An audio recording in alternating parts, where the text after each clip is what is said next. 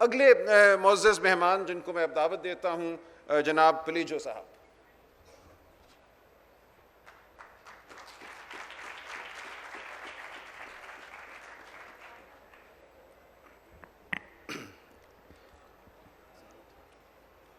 सलमान साहब ने कहा कि आप सबको बताना है कि हमारे मसाइल क्या हैं। मुझे और हम सब सिंध वालों को यही पता नहीं है कि हम हैं भी या नहीं हैं। हम हैं कहाँ? यानी हमें जो 1935 के गवर्नमेंट ऑफ इंडिया एक्ट में जो हैसियत हासिल थी वो भी नहीं है। हम वो हैं जो न मार्शल रेस हैं जो सेकेंड वर्ल्ड वॉर में अंग्रेजों की अफवाज का हिस्सा बन सकते और हमें कोई हैसियत मिलती। हम न पहाड़ों पे हथियार लेके चढ़ने वाले, तोरा बोरा के पहाड़ों पे हथियार लेके चढ़ने वाले और रेजिस्टेंट मूवमेंट के लोग हैं जिनसे लोग खौफ खाएं और उनसे बातें करें। हम न वो वायलेंट लोग हैं जो कराची के रस्तों को बंद कर दें ताकि नेटो के कंटेनर न गुजर सके और हमसे बातचीत हो। हम वो इंतहा पसंद भी नहीं है जो इस्लामाबाद में मार्च करके धरना दे के बैठ जाएं और फिर हमसे रियासत और हुकूमत बातें करे।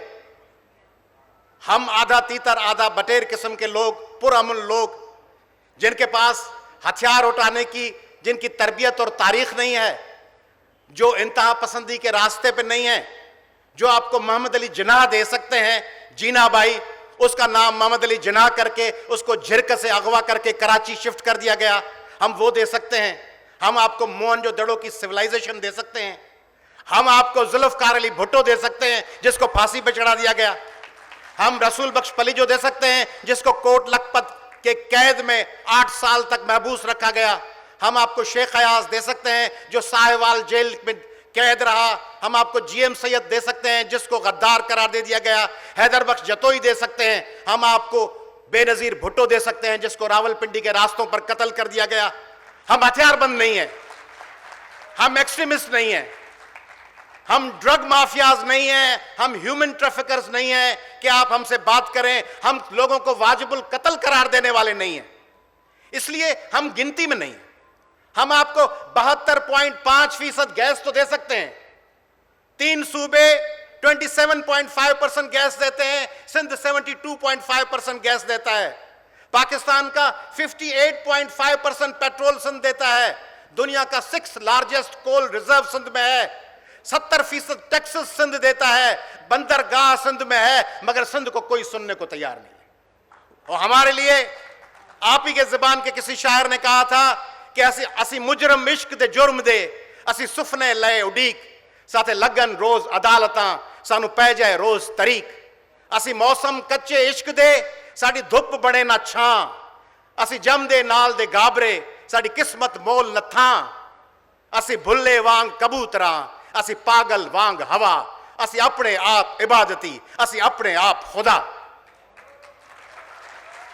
इस मुल्क में हमें सुना ही नहीं गया, हमारी राय की हैसियत ही नहीं है। ये अदलिया की बात हो रही है। अदलिया के हवाले से पाकिस्तान की तारीख को जिस दलदल से निकालने वाले वो चीफ जस्टिस जिसने आके इमरजेंसी को रद्द कर दिया, जिसने सारे मुशर्रफ के इस जुर्म और बर्बरियत और इस जबर के पहिए को उल्टा चला दिया, राणा भगवान दास, कोई कदर नहीं है, उसका कोई जिक्र नहीं होता। कल सारा दिन राणा भगवान दास का कोई जिक्र हुआ? उससे पहले कोई जिक्र होता है? नहीं होता।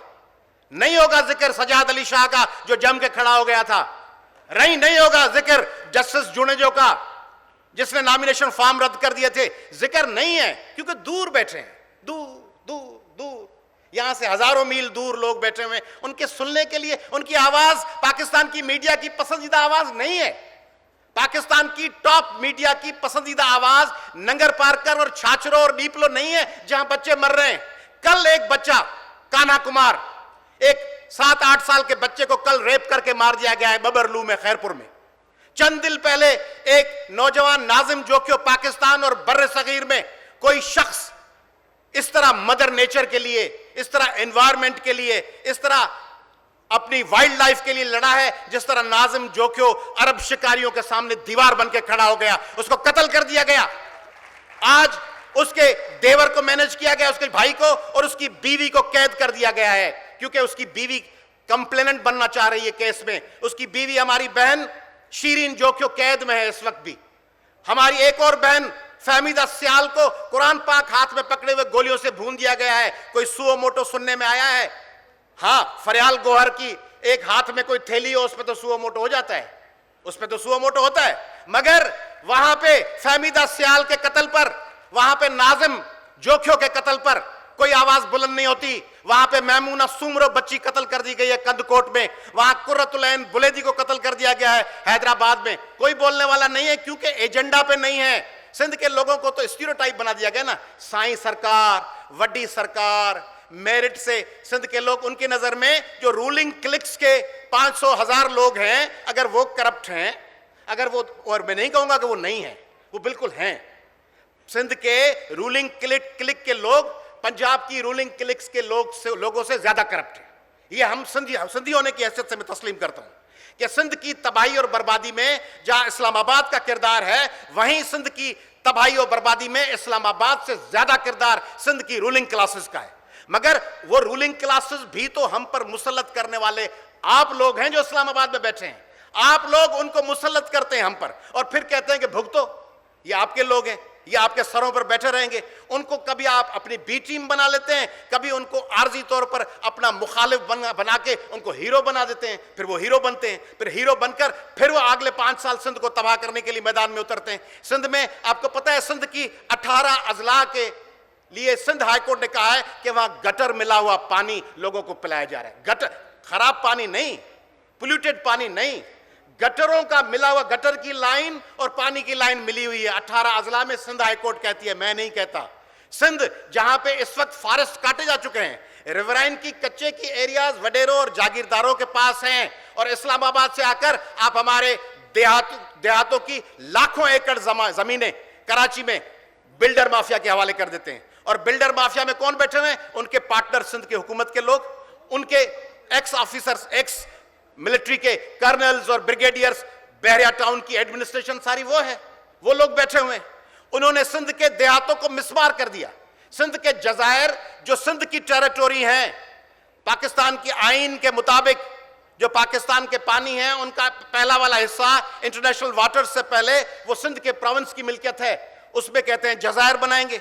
सिंध की जमीनें ले ली, सिंध के वसाइल ले लिए सिंध का, और सबसे ज्यादा लोड शेडिंग गैस की सिंध में, सबसे ज्यादा बिजली की लोड शेडिंग सिंध में।